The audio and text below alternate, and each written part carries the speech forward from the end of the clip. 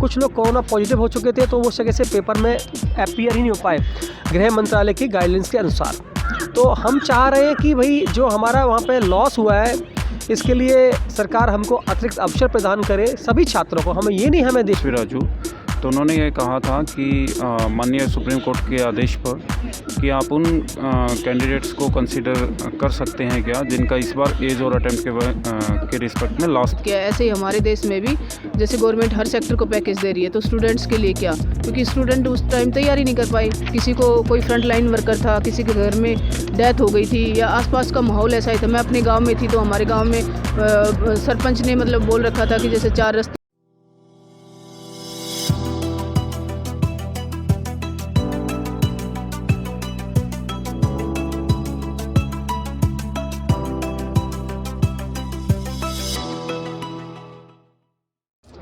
नमस्कार, मैं विजय कुमार पुनिया, तिरंगा भीम चैनल से। मैं हूं इस वक्त जंतर मंतर पे, और मेरे पीछे आप देख सकते हैं एक बैनर लगा हुआ, इस पर ये लिखा है कि चलो जंतर मंतर दिल्ली, और UP demand for UPSC compensatory attempt due to कोविड-19। यानी कि जो कोविड-19 के दौरान जिन बच्चों ने तैयारियाँ नहीं की थी या एग्ज़ाम नहीं दे पाए, वे जो है प्रोटेस्ट कर रहे हैं ऑल इंडिया के स्टूडेंट। और उनकी डिमांड सरकार से क्या है और क्या चाहते हैं, वो इन्हीं की ज़ुबानी सुनते हैं और पूछते हैं वे क्या चाहते हैं, उनकी डिमांड का।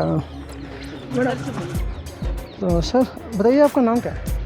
मेरा नाम लवकुश है, और मैं अपने साथी यहाँ पे जो बैठे हुए हैं हंगर स्ट्राइक पे, काफ़ी टाइम से बैठे हुए हैं, तो इनके समर्थन में यहाँ पे आया हुआ हूँ। डिमांड क्या आप लोग? हमारी डिमांड है कि जो 2020 में जो कोरोना महामारी त्रासदी आई थी, जिसको माननीय प्रधानमंत्री सेंचुरी ऑफ क्राइसिस कहते हैं, इसमें हम सभी छात्रों का पढ़ाई तो दूर, जीना मतलब जान बचाना मुश्किल हो गया था।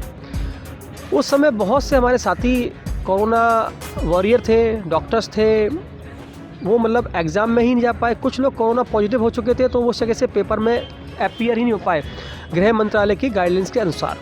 तो हम चाह रहे हैं कि भाई जो हमारा वहाँ पे लॉस हुआ है, इसके लिए सरकार हमको अतिरिक्त अवसर प्रदान करे सभी छात्रों को। हमें ये नहीं हमें दे जो भी 2020 में 21 में जिस जो पहली वेव और दूसरी वेव में जो लॉस हुआ है, उसमें सभी केंद्रीय सेवा में जो भी एग्ज़ाम है सब में अतिरिक्त अवसर की दिया जाए। इसके लिए अवसर कैसा अवसर बोला? क्षतिपूर्ति के लिए क्षतिपूर्ति दिया है, जो कि जो बच्चे बैठ नहीं पाए एग्ज़ाम में, उनको बैठने का मौका दिया जाए। हम ये नहीं कह रहे हैं माननीय सरकार से कि हमें आप जो एग्जाम हो चुके दोबारा से, हाँ नहीं दोबारा नहीं, जो आगे एग्ज़ाम होने वाले हैं उनमें बैठने का सबको मौका दिया जाए। क्योंकि कुछ वो तो उसमें मौका मिल जाता है ना? नहीं, कुछ लोगों की एक एज होती है, एक अटेम्प्ट होता है और एज होता है। अगर आपके अटेम्प्ट पूरे हो चुके हैं तो एज हो चुके तो आप नहीं बैठ पाते। तो आप ये चाहे कि 2 साल का एक्सटेंशन दिया जाए? हाँ बिल्कुल, हम चाहते हैं कि 2 साल 2 अटेम्प्ट सबको दिए जाए। उसका कारण मैं आपको बताता हूँ कि क्या है कि हम जितने भी लोग यहाँ पे बैठे हैं और आ रहे हैं तैयारी करने वाले, वो सब मध्यम वर्ग से आते हैं, बहुत छोटे परिवार से, गांव से आते हैं। मैं बहुत छोटे देहात गांव से आता हूँ, और वहाँ पे क्या है कि हम लोग अपने परिवार के भरण पोषण में इतने व्यस्त रहते हैं कि हम लोग तैयारी में बहुत लेट आ पाते हैं। आप देखते होंगे कि किसी आइस का लड़का 21 साल में आइस बन गया, 21 साल हुआ तुरंत आइस बन गया। क्या होता है? क्योंकि उनके पास एक बैकग्राउंड साउंड बैकग्राउंड होता है, पर हमारे पास अपनी खुद की जिम्मेदारियां होती हैं, उनको हमें पहले पूरा करना होता है। हम जिम्मेदारियां, कई लोग अपने बहन के परिवार का एक फाइनेंशियल अपने सेट करके तब यहाँ आ पाते हैं, क्योंकि एक लंबी लड़ाई होती है। हमको यहाँ आते आते 27, 28, 29 साल हो जाते हैं। जब तक हम अपीयर होते सामान्य वर्ग के लोग, तो 32 साल में एज पूरी हो जाती है यूपीएससी के क्राइटेरिया के अनुसार। 2 या 3 अटैम्प्ट दे पाते हैं, उसके बाद हमारे अटैम्प्ट वेस्ट जाते हैं, हम लोग उसका लाभ नहीं ले पाते हैं। तो इसके लिए हम माननीय सुप्रीम कोर्ट में भी गए। माननीय उच्चतम न्यायालय ने हम लोग सभी छात्रों के पक्ष में सहानुभूति जताते हुए सरकार से कहा कि इन बच्चों के लिए, इन छात्रों के पक्ष में लीनियंट भी अपनाते हुए इनकी विचार सुना या विचार किया जाए। पर मैं बड़ी दुखद बात है कि माननीय उच्चतम न्यायालय के गाइडलाइन को भी माननीय सरकार फॉलो नहीं कर रही है। कौन सी सरकार ने फॉलो? मैं भारत सरकार की बात कर रहा हूँ, माननीय प्रधानमंत्री जी और माननीय गृह मंत्री जी। मैं सभी मंत्री जी के पास गया, मैं आपको ओपनली बताता हूँ। हम डीओपीटी मिनिस्टर के पास हमारा डेलीगेशन गया, और जितने भी मंत्री हो सकते हैं सबके पास गया। केवल एचएम और पीएम माननीय गृह मंत्री जी और माननीय प्रधानमंत्री से हमारी मुलाकात नहीं हो पाई है। उनकी मुलाकात के लिए हम लोग कोशिश कर रहे हैं बराबर। सब यही कहते हैं कि आपको जो अटेम्प्ट है वो केवल एचएम और पीएम के द्वारा मिल सकता है। तो मिल सकता है तो हमें मिलवाइए। हम भाई छात्र हैं, हम आपके बच्चे हैं, हम कोई राजनीतिक दल नहीं है, हम कोई आपसे राजनीतिक एजेंडा नहीं मांग रहे हैं। हमें अपना करियर, हम आपके देश में सेवा करने के लिए हम आपसे अवसर मांग रहे हैं। हम आपसे ये नहीं कह रहे कि हमें डायरेक्ट कलेक्टर बना दीजिए, एसपी बना दीजिए। हम ये कह रहे हैं आपसे कि भाई हमको एक अवसर दे दीजिए जिससे हम अपने जीवन के मोदी सपने जी कह तो रहे आप अपने पकौड़े भी तल सकते हो। वो पकौड़े ही तलवा रहे हैं बैठ के, कर क्या रहे हैं भविष्य में?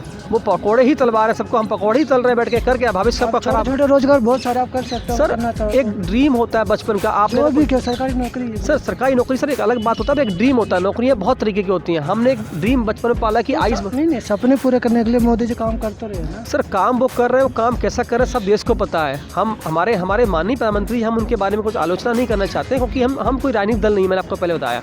हम छात्र हैं, छात्र के तरीके से उनसे अपना बात रख रहे हैं। बस हमारी बात सुने अगर लगता है कि जेन्युइन है, क्योंकि वही कहते हैं सेंचुरी ऑफ क्राइसिस है। तो सेंचुरी ऑफ क्राइसिस एक सदी में पहली बार अगर ऐसी आप देख रहे हैं तो उसमें सब लोग अफेक्ट हुए हैं। आपने आर्थिक पैकेज दिया हुआ है, आपने स्वास्थ्य में पैकेज दिया है, आपने सब लोगों के वर्ग के लिए सब सोचा हुआ है। छात्रों के लिए आपने क्या किया है? क्या इसका कोई जवाब है आपके पास? छात्र घूम रहे हैं बेरोजगार। भैया आपसे केवल एक बैठने का अवसर मांग रहे हैं, कोई पद नहीं मांग रहे हैं। इसलिए मैं सर ये जो इन्होंने बताया अवसर मांग रहे हैं, आप बताइए कहाँ तक ठीक है? नहीं, अवसर मांग नहीं रहे हैं। ये सरकार की तरफ से ही आश्वासन दिया गया था। परीक्षा से 4 दिन पहले सुप्रीम कोर्ट में पोस्टपोन करने के लिए एग्ज़ाम को एक गुहार लगाई गई थी, और जिसमें सरकार की तरफ से जो यूपीएससी रिस्पोंडेंट थे मिस्टर एसवी राजू, तो उन्होंने ये कहा था कि माननीय सुप्रीम कोर्ट के आदेश पर कि आप उन कैंडिडेट्स को कंसीडर कर सकते हैं क्या जिनका इस बार एज और अटेम्प्ट के रिस्पेक्ट में लास्ट अटेम्प्ट है। तो उन्होंने कहा कि हाँ, हम कंसीडर करने के लिए इसको कंसर्न अथॉरिटी को भेज देंगे। तो ये सरकार की तरफ से ही आश्वासन दिया गया था, और फिर बाद में उन्होंने यू टर्न लिया। तो ये एक धोखाधड़ी मतलब काइंड ऑफ हुआ स्टूडेंट्स के साथ, जिसकी वजह से आज उन्हें रोड पे आना पड़ा है और वो परेशान है। सरकार को आप कहना क्या चाह रहे हो, क्या उम्मीद करते हो सरकार से? हम सिर्फ एक ही उम्मीद करते हैं कि अगर आपने आश्वासन दिया है तो उसको पूरा कीजिए। 2 अटेम्प्ट बच्चों के ख़राब हुए हैं और इनको 2 इयर्स ऑफ एज एक्सटेंशन इनको मिलना चाहिए, ताकि ये अपना एक लास्ट इम्तहान अपने अच्छे से परीक्षा में अपना बैठ करके दे सकें। आपका नाम क्या है? सोहन कुमार। मैडम आप बताइए थोड़ा सा, लड़कियों को तो घर पे बैठना चाहिए ना, आप यहाँ पे बैठे हो जंतर मंतर पे। ये किसने डिसाइड किया कि लड़कियों को घर पे बैठना चाहिए? वैसे जो गवर्नमेंट की नीतियाँ हैं उसी से तो बैठ ही जाएंगे घर पे, जब कोई चीज़ें ना तो मेरे कॉलेज खुल रहे हैं, डी यूनिवर्सिटी से मैं हूँ। तो ऑनलाइन पढ़ाई करा तो रहे ना गवर्नमेंट? ऑनलाइन पढ़ाई मेरे गांव में तो नेट नहीं आएगा, प्रॉपर उस तरीके की स्पीड नहीं आती, तो फिर कैसे पढ़ा जाएगा?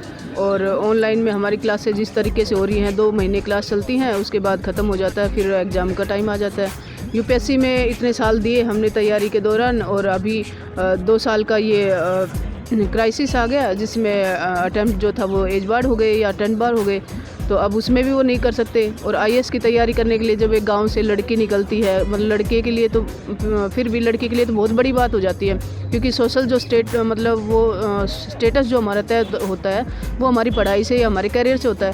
और मेरे गांव के आसपास मैं अकेली लड़की हूँ 10-11 गाँव में जो आईएएस की तैयारी के लिए निकली, तो जब आई तो इतना सोशल प्रेशर हो जाता है कि बस अब तो मतलब उनकी नज़र में आप आईएएस बन चुके। अब आप नहीं बने जाते हो या उसको सक्सेस हुए बिना जाते हो ना, तो आपकी वहाँ रिस्पेक्ट भी नहीं है।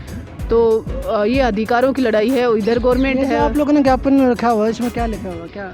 इसमें ये लिखा हुआ है कि 2020 2020 में और 21 में जो भी गवर्नमेंट एग्ज़ाम्स की तैयारी कर रहे थे, हम आईएएस के स्टूडेंट हैं, इसलिए हम अपनी डिमांड उठा रहे हैं। तो गवर्नमेंट को कंपनसेटरी अटैम्प्ट हर किसी को देना चाहिए। स्टैनफोर्ड यूनिवर्सिटी ने 2020 को 0 ईयर घोषित किया है, ऐसे ही हमारे देश में भी जैसे गवर्नमेंट हर सेक्टर को पैकेज दे रही है, तो स्टूडेंट्स के लिए क्या? क्योंकि स्टूडेंट उस टाइम तैयारी नहीं कर पाए, किसी को कोई फ्रंट लाइन वर्कर था, किसी के घर में डेथ हो गई थी, या आसपास का माहौल ऐसा ही था। मैं अपने गाँव में थी तो हमारे गाँव में सरपंच ने मतलब बोल रखा था कि जैसे 4 रास्ते हैं तो हर किसी पे सबकी ड्यूटी लगा रखी थी। हमारा जो घर है वो मेन रोड पर है, तो हम लोगों ने भी ड्यूटी करी कि भाई जो गांव में एक तो अनजान पर्सन नहीं आए, जो आए उनके हैंड वॉश करके फिर अंदर मतलब एंट्री दी जाए। तो हम भी इन चीज़ों में इन्वॉल्व थे। तो और हर रोज़ ऐसी न्यूज़ आ रही थी कि आज इतनी डेथ होगी, आज इतनी डेथ होगी। तो इस माहौल में पढ़ाई थोड़ी होती है, हमें थोड़ी पता था कि आगे ज़िंदगी रहेगी या ना रहेगी, एग्ज़ाम की क्या करें क्या नहीं करें। तो एक स्ट्रेस में पूरा साल बीत गया, तो उसी के लिए मांग रहे कि कंपनसेटरी अटैम्प्ट दिया जाए। तो आपको लगता है कि गवर्नमेंट आपकी बात मान लेगी? सर सुप्रीम कोर्ट ने भी बोला है गवर्नमेंट को तो कि अब सुप्रीम कोर्ट की भी अवमानना हो रही है कि उनका वो नहीं माना जा रहा है, लेकिन हम अपने अधिकारों के लिए तो लड़ते रहेंगे, देखते हैं कब तक नहीं मानेगी। लेकिन एक चीज़ और भी, तो मोदी जी काम तो इतना अच्छा भी कर रहे हैं, देश पूरे दुनिया में नाम हो चुका है, देश में भी नाम हो चुका है, महिलाओं के लिए भी कर रहे हैं, औरों के भी कर रहे हैं, सभी समाज के लिए कर रहे हैं। आपको क्या लगता है, कर रहे हैं जो बोल रहे हैं? महिलाओं का हमारे लिए कर रहे तो हम भी स्टूडेंट वर्क से आते हैं, तो हम यहाँ नहीं बैठते। महिलाओं को सिलेंडर भी तो दिए ना, फ्री सिलेंडर भी। सिर्फ मेरी मतलब मेरी जो आवश्यकता है वो एक सिलेंडर और रोटी बनाना रह गई है खाली, है ना। तो फिर मतलब पढ़ाई का करोगे क्या? मतलब मैंने इतनी सारी पढ़ाई की, मैंने नेट क्लियर किया, मैंने दिल्ली यूनिवर्सिटी में अभी मैं लॉ कर रही हूँ, है ना। उसके बाद सिलेंडर ही मेरी मतलब आवश्यकता रहेगी कि सिलेंडर दे दिया, मेरी आवश्यकता ही ख़त्म, है ना। तो अभी मोदी जी को कहना क्या? हर किसी की आवश्यकताएं अलग होती है। सिलेंडर देना ऐसा नहीं है कि उनकी गलत चीज़ है। उन्होंने उन लोगों को टारगेट किया जो पुअर पर्सन था, जो चूल्हे पे खाना बनाते थे, तो उनके हेल्थ को ध्यान में रखते हुए उन्होंने सिलेंडर प्रोवाइड करवाया। लेकिन हमारी आवश्यकताएं अलग हैं, हमारी आवश्यकताएं सिलेंडर नहीं है, तो हर किसी को उसकी आवश्यकता के अनुसार चीज़ें देनी होंगी। एक चीज़ और भी था ना कि और जो ऑनलाइन पढ़ाई चल रही है उसको लेके क्या सोचना है आपको? ऑनलाइन पढ़ाई का मैं आपको एक उदाहरण बताती हूँ ऑनलाइन पढ़ाई का, कि इंडिया में डिजिटल जो डिवाइड है वो कितना गहरा है। एक एमपी से हम मिले, उड़ीसा की जो मैम है, ठीक है, उन्होंने ये कहा कि मैं एमपी होते हुए भी अपने गांव में आज तक टावर नहीं लगवा सकी। मैंने काफ़ी बार ये बात रख दी, और जब मेरे को कॉल करना होता है तो मैं अपने घर से 5 किलोमीटर दूर जाके कॉल करती हूँ, और जब मेरे को कोई SMS लेना होता है तो मैं छत पर जाती हूँ जब मेरे वहाँ टावर आते हैं। तो सोचो एक एमपी के गांव में उसकी ट्राई करने के बाद भी वहाँ टावर नहीं लग रहा, तो पूरे देश का तो क्या हाल होगा। ये एनसीआर रीजन नहीं है, सिर्फ इंडिया का मतलब सिर्फ एनसीआर रीजन नहीं है, या कुछ मेट्रो सिटीज़ नहीं है। इंडिया 68% जो पॉपुलेशन है वो गाँव में बसती है। वहाँ पर क्या फैसिलिटीज़ है? Jharkhand, Orissa, Madhya Pradesh, north east, south के भी कुछ रीजन लगा लो, बिहार, यूपी, ईस्टर्न यूपी, देखो उनकी क्या हालत है। शॉर्ट में मोदी जी को क्या कहना चाहोगे? शॉर्ट में हम कहेंगे कि सर हर सेक्टर की जो आवश्यकता है ना उनको ध्यान में रखते हुए आप राहत पैकेज दे भी रहे हैं, और उनको कुछ लोग छूट भी गए हैं उसमें, जैसे हम लोग छूट गए, हमारे ध्यान नहीं दे रहे हैं। तो ऐसे हर सेक्टर को ध्यान में रखते हुए, जैसे एक जो माँ बाप होते हैं वो अपने बच्चों की हर समस्याओं को देखते हैं कि छोटे वाले की क्या प्रॉब्लम, बड़े वाले की क्या प्रॉब्लम है, उसकी क्या प्रॉब्लम है। इस तरह से इस परिवार को मैनेज कीजिए और जिसको जो आवश्यकता है उसको दीजिए। और अगर आपकी बात नहीं मानी जाती तो आप क्या करोगे आगे? बात नहीं मानी जाएगी तो हम सुप्रीम कोर्ट भी जाएंगे। हम पीएम तो जा चुके हैं, हम पीएम दोबारा से भी जा सकते हैं, PIL के थ्रू। हम सुप्रीम कोर्ट ने कहा है ये वो रखा है, और हम यहीं बैठे रहेंगे जंतर मंतर पे। कब तक बैठे? और दूसरी बात, हमारी आगे की स्ट्रेटजी क्या होगी, हम DOPT जाएंगे या क्या करेंगे वो तो बाद में देखेंगे, पहले तो गवर्नमेंट को मनाने की कोशिश करेंगे ना। ये थे स्टूडेंट जो यहाँ पे बैठे हुए, अपना जो 2 साल का जो उनका समय लैप्स हो चुका था, वे चाहते कि दोबारा से हमें समय दिया जाए ताकि हम अपने एग्ज़ाम की तैयारी कर सके, UPSC की तैयारी कर सके, और हम भी जो है अच्छे पद पे जा सके और नौकरी प्राप्त करके देश की सेवा कर सके। तो यही थी इनकी डिमांडें। तो हम अपनी तरफ से ये कह रहे कि सरकार अगर इनकी बातें सुने तो थोड़ा सा फोकस करे, थोड़ा ध्यान दे और इनकी बात माने, ताकि ये भी आगे बढ़कर देश की सेवा कर सके और देश को एक मजबूत बना सके। क्योंकि आज देश कहते हैं ना, मजबूत हाथों में तो मजबूती बना सके। तो मैं विजय कुमार पुनिया, तिरंगा फिल्म चैनल से, जंतर मंतर से, तो मुझे दीजिए इजाज़त। धन्यवाद। और जितना ज़्यादा हो सके इस वीडियो को शेयर कीजिए, लोगों तक पहुँचाए, तमाम स्टूडेंट तक पहुँचाए, ताकि स्टूडेंट एक हो सके और आगे बढ़ सके।